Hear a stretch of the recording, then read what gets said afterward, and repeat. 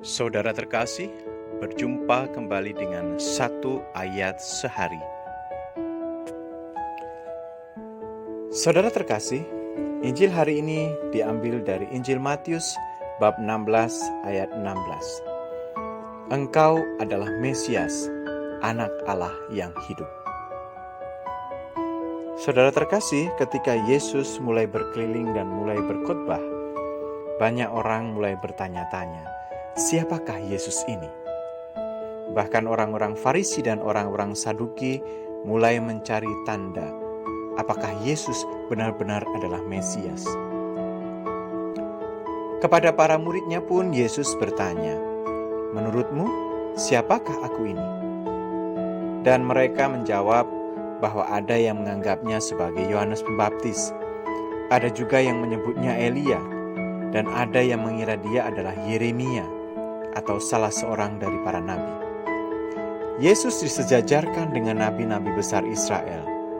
Tentu saja ini adalah sebuah pujian, tetapi Yesus sedang tidak mencari pujian.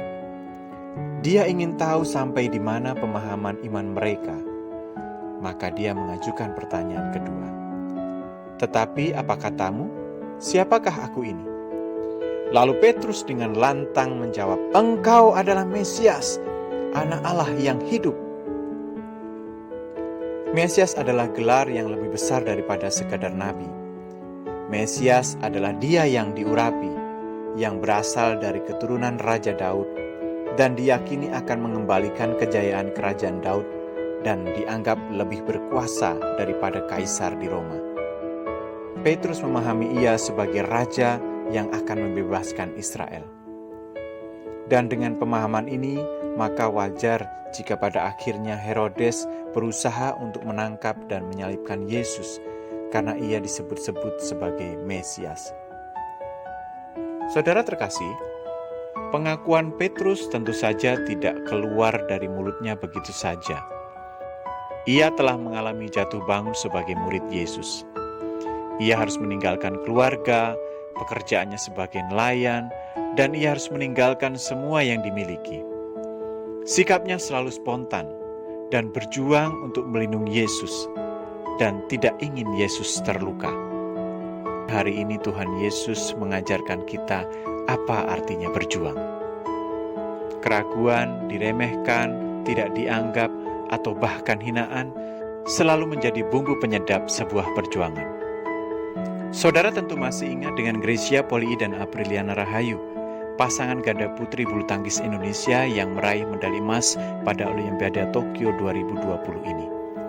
Mereka bahkan sebelumnya tidak masuk dalam hitungan, tidak diunggulkan dan tidak dijagokan menjadi juara. Tetapi pada akhirnya berkat perjuangan, kerja keras, mereka dapat membuktikan bahwa mereka berhak mendapatkan emas dan menjadi hadiah manis menjelang ulang tahun kemerdekaan Indonesia ke-76 ini. Inilah saudara yang harus kita lakukan, yaitu dengan iman dan kehendak kuat, tetap memberikan yang terbaik pada gereja sebagai bukti kemuritan kita pada Yesus.